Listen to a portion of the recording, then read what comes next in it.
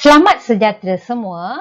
Hari ini kita akan teruskan dengan bab 10 Kimia dalam Perubatan dan Kesihatan unit 10.2 Radikal Bebas. Dalam topik ini pelajar akan belajar apakah itu radikal bebas, faktor-faktor penghasilan radikal bebas, kesan radikal bebas ini terhadap kesihatan dan cara-cara mengelakkan pembentukan radikal bebas. Apa itu radikal bebas? Mari kita lihat dua contoh atom. Atom yang pertama, atom A, adalah atom atau molekul yang stabil di mana ianya mempunyai bilangan proton dan bilangan elektron yang sama. Manakala atom B dikenali sebagai radikal bebas kerana atom atau molekul yang kekurangan satu elektron yang menjadikan atom atau molekul tersebut tidak stabil, reaktif dan cenderung untuk menyerang atom atau molekul lain. Di mana pelajar boleh lihat kalau dibandingkan atom A dan atom B didapati mempunyai kekurangan satu elektron yang menyebabkan atom atau molekul tersebut menjadi radikal bebas. Tindak balas kimia yang berlaku apabila suatu bahan mengalami kehilangan elektron seperti mana atom B ini dikenali sebagai proses pengoksidaan. Ianya boleh berlaku di dalam badan kita secara semula jadi dan boleh mencetuskan tindak balas berantai atau tindak balas panjang untuk menghasilkan lebih banyak radikal bebas yang boleh merosakkan struktur DNA yang terdapat di dalam sel badan kita.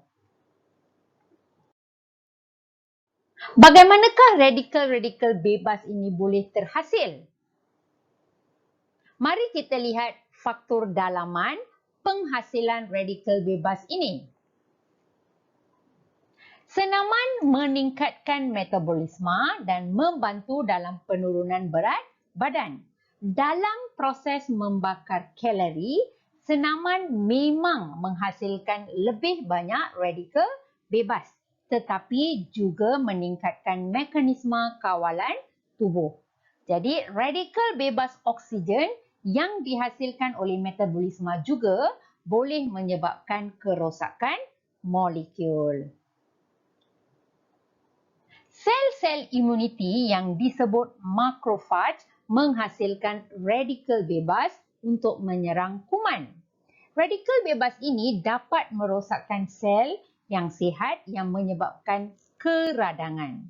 Jadi dalam keadaan normal, keradangan ini akan hilang setelah sistem keimunan tubuh menghilangkan jangkitan atau memperbaiki tisu yang rosak. Maksudnya, radikal bebas boleh dihasilkan di dalam badan kita melalui metabolisme dan juga keradangan.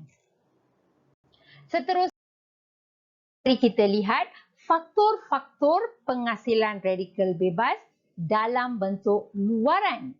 Yang pertama, melalui asap rokok, sinaran ultraungu, pelarut kimia, pestisida ataupun racun serangga, kosmetik, makanan, pengambilan makanan diproses, logam berat, contohnya kupra, merkuri ataupun plumbum yang terdapat di dalam makanan dan air, pengambilan ubat, sinar X dan juga sinar gamma, pencemaran udara dan juga sisa toksik boleh menyebabkan penghasilan radikal bebas yang merupakan faktor daripada luaran.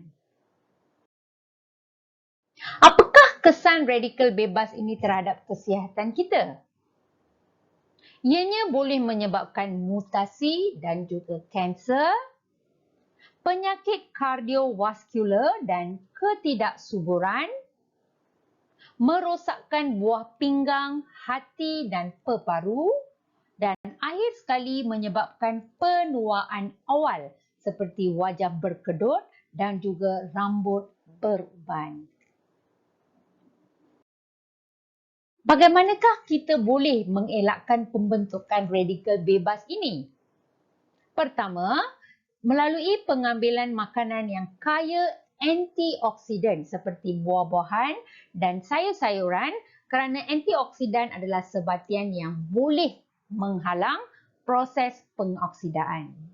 Seterusnya, kita perlulah menghadkan kuantiti makanan, makan dalam kuantiti yang berpatutan, hadkan alkohol, makanan diproses, daging merah, makanan berkarbohidrat dan juga makanan yang kaya dengan gula halus.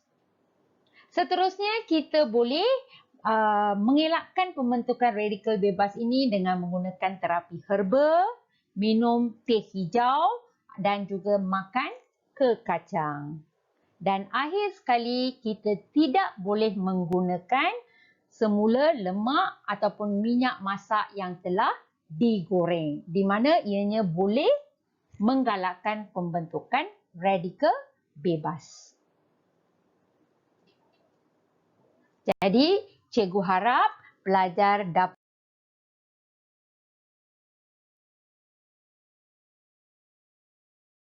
faham ya bagaimana radikal bebas terbentuk, apakah faktor-faktor yang menyebabkan pembentukan radikal bebas ini dan bagaimanakah kita boleh mengatasi pembentukan radikal bebas. Itu sahaja untuk unit 10